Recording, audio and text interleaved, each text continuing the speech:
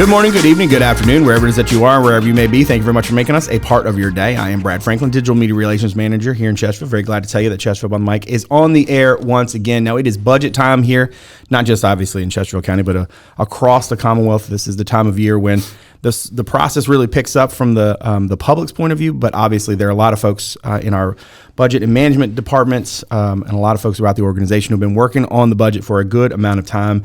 The proposal, as we record it here today, was made to the Board of Supervisors yesterday. We're going to get into it. We've got Matt Harris and Gerard Durkin here with us. Gentlemen, welcome back to the podcast. How are we doing?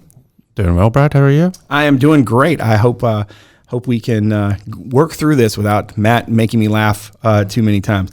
I'm all business today, Brad. This is a serious thing. That's okay. Good. Obviously, this is the culmination of sorts of a whole lot of work, and I would imagine as we go through this, there are a lot of pieces of this proposal that are different, maybe, than some of the recent budgets we put together, just because of maybe some of the economic conditions that are out there and some of that uncertainty, which we'll get into. Matt, I want to start with you.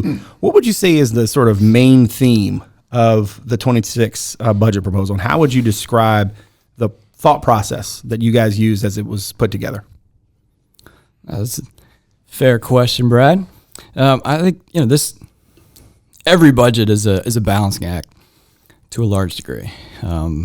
Primarily the last how many number of years trying to balance between the managing the cost side, recognizing that the citizens and businesses are the taxpayers are our customers, and we want to give them a good value for the dollar, right? And delivering at the same time programs and services and enhancements that provide that, and also take care of the workforce that does this every day. So that's kind of a standard approach. This year we got a third ball in the air, if you will. A lot of economic uncertainty, more so than we normally do, and right. So that makes it fun. It's a good time. I don't know what happens in the month of March, but COVID, it's always something wacky. So yeah, but that's part of the deal. So we're accustomed to that. I mean, I think that's one thing that Chesterfield's pretty good at is developing a plan that's flexible and nimble. And this one absolutely needs to be. I mean, this could all resolve itself tomorrow, but I kind of doubt it.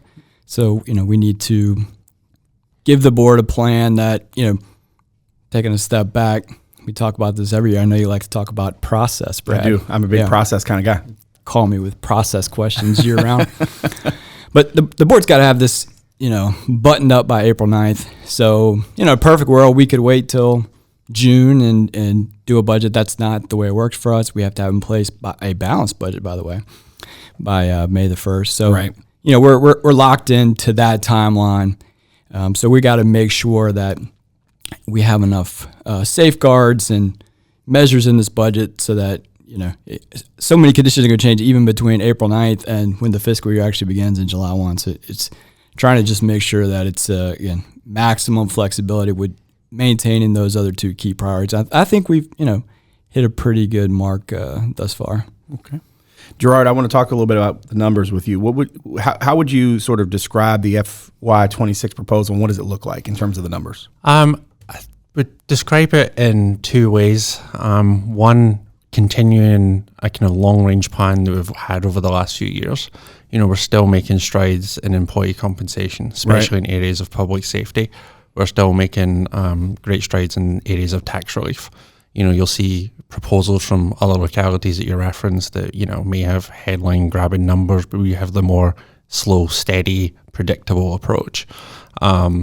You'll see that the continued path on the real estate rate going down to 89 cents.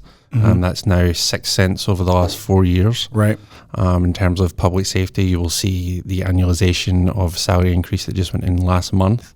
That's about 40% of the increase in this year's budget. Okay. And then tax relief for the elderly and senior disabled veterans as well. You'll see a $5 million infusion into that program as well, just to, what Matt had said earlier, recognizing that, we're all in this together and providing the best value for the buck. Right.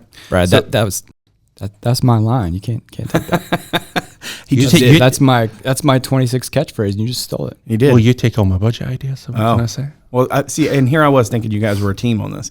Now, Matt, there seems to be a big focus, and you kind of mentioned balance, right? the idea of the sort of balance between not changing your priorities, but also to making sure that the budget that you put before the board, the plan, as you said, that you put before the board, is one that gives that flexibility. So how did you guys go about sort of making? Can you explain the methodology there? Because those two things, at least to folks on the outside, layman like me, seem to be sort of opposed, right? The idea of flexibility, but also sort of not changing those priorities. How were you guys able to do that and make sure that balance was in this document? Yes, I think it's priorities don't change, pace does. I think that's the simplest way to put it. So we're just going to go a little bit slower on some of these things. And again, it's we're boxed in by the process. A lot of P words here today, Brad.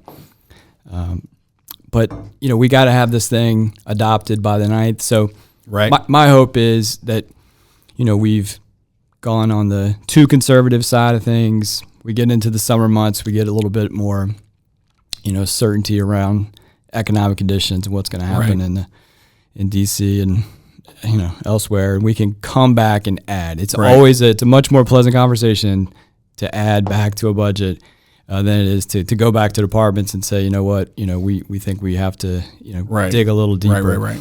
And I think we did that in the COVID years.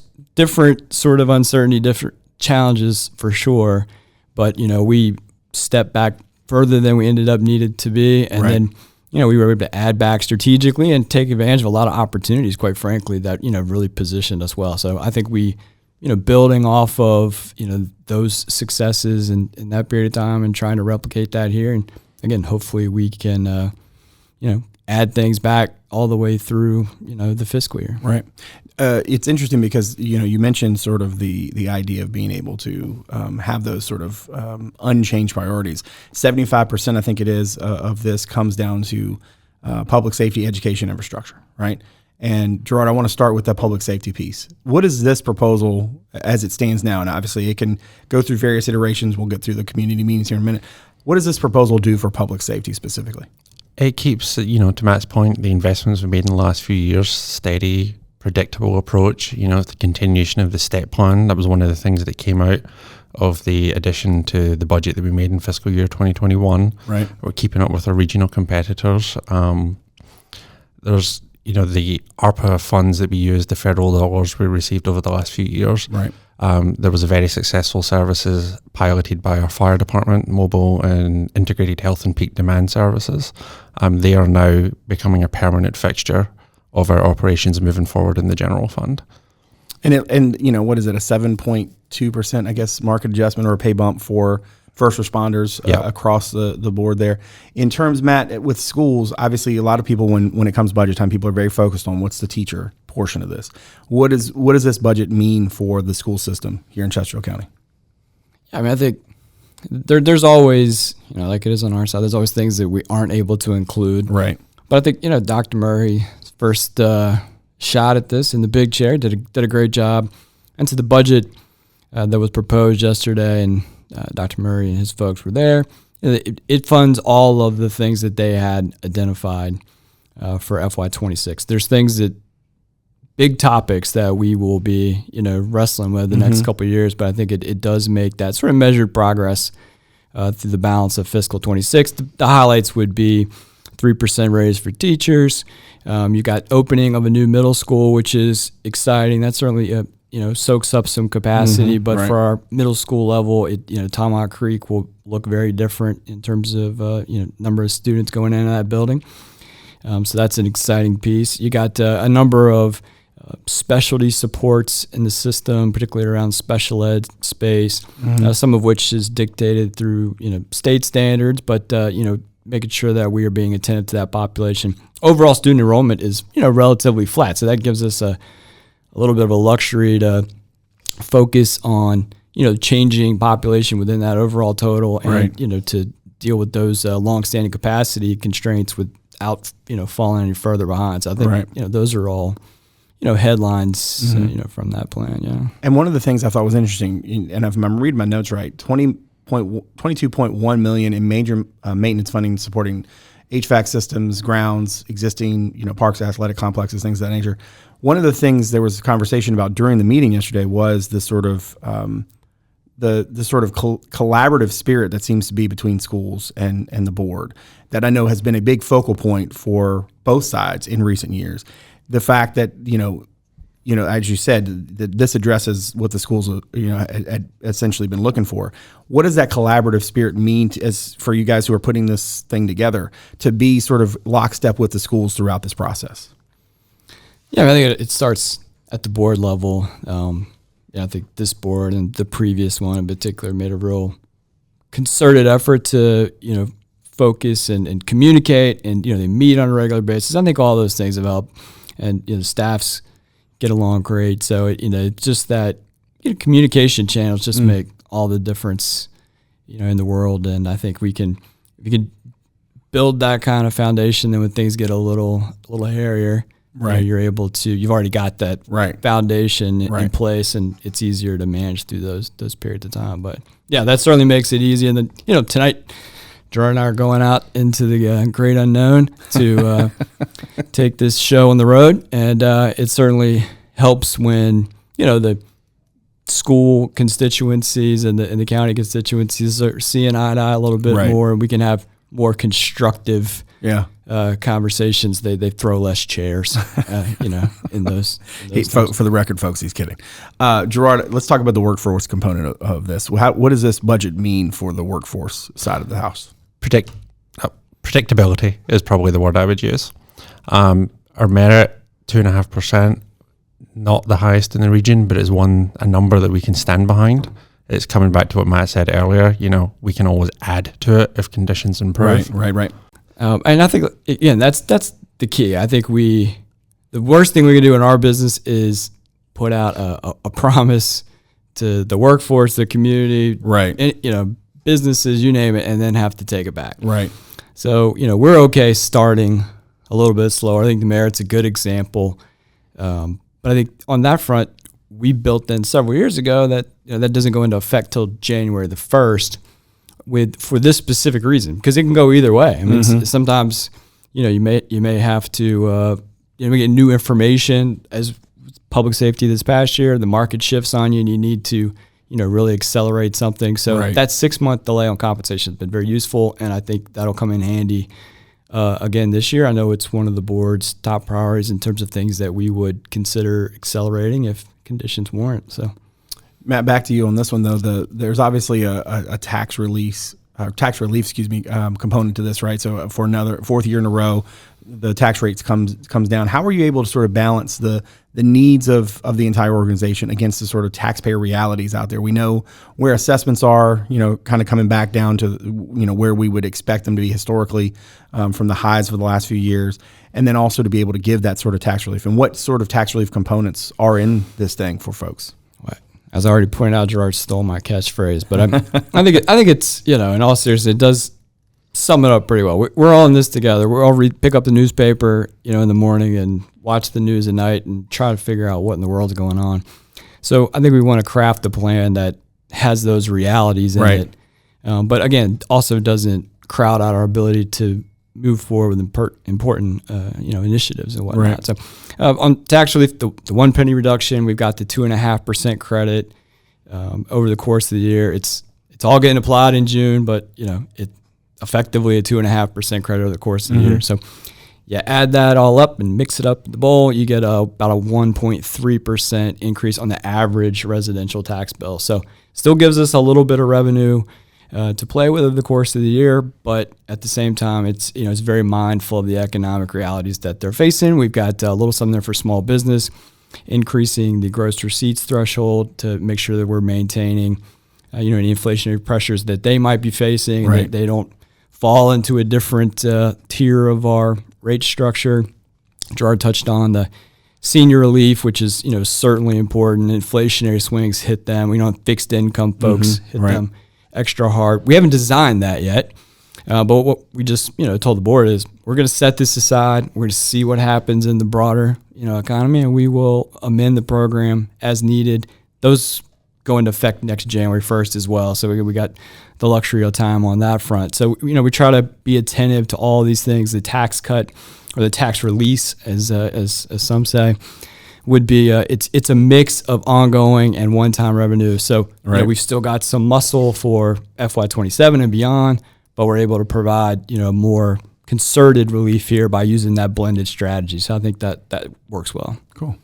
Gerard, I'll let you have the last word here. I got a two-parter for you. First, obviously, I know your folks work real hard on this, not just now, but throughout the year. And this had to be a different one given some of the, just watching the presentation yesterday and as you're going through the charts and like seeing the places where, some of the numbers cause some concern and why you guys sort of built it the way you are or the way you did. First, how proud of you are you of the group that you lead? And then two, where do things go from here? I'm excessively proud of that team downstairs. I will shout their praises day and night if I had the opportunity. We're a small, nimble team, and we all go on absolutely fantastic with each other, and they are dedicated to what they do. In terms of what's coming up next, I guess Matt and Gerard's first stop on the Great Unknown Tour is at Manchester Middle tonight. And I guess this podcast goes out on the 19th. It'll be next Wednesday. All right, so that's going to be at the North Courthouse Library. Yep. So then I guess Thursday night you're at Chester, then you got the Facebook Live, and it'll all culminate, I guess, at Matoka Elementary on the 25th. But gentlemen, thank you very much for your time. Very much appreciate you being here for another year, giving me some of your very valuable minutes and before you take the show on the road. And we'll meet you there, I guess, as the case may be. We'll leave some tickets for you at will call, Brad. Look forward to it. Thanks, guys. Thank you. All right. Make sure you check us out on social media. On Twitter, it's at Chesterfield VA, and on Instagram, it's Chesterfield Virginia on Word. On our Facebook, you can check out our podcast page. Just search Chesterfield Behind the Mic. Now, make sure to follow or subscribe to the podcast on Apple Podcasts, Spotify, Google Podcasts, Overcast, or wherever it is that your shows are sold. And if you're so inclined to give us a rating or review, we greatly appreciate that. As always, a video version of our show is available on our YouTube channel as well as on our website, chesterfield.gov/podcast. That's also where you can submit feedback anytime, make a suggestion, or you can just reach out to us. You can watch the show on WCCT Thursday through Sunday at 7, on the weekends at noon. That is Comcast Channel 98, Verizon Channel 28. Lastly, check out chesterfield.gov/connect us to find out a number of other ways to connect with Chesterfield County. My thanks to my director, Martin Stith, my executive producer, Teresa, Bonifas, and all the good folks from Constituent Media Services for all they do. My thanks to you for joining us today. So, from all of us here in Chesterfield, thanks again for making us a part of your day. We'll see you again real soon. Take good care.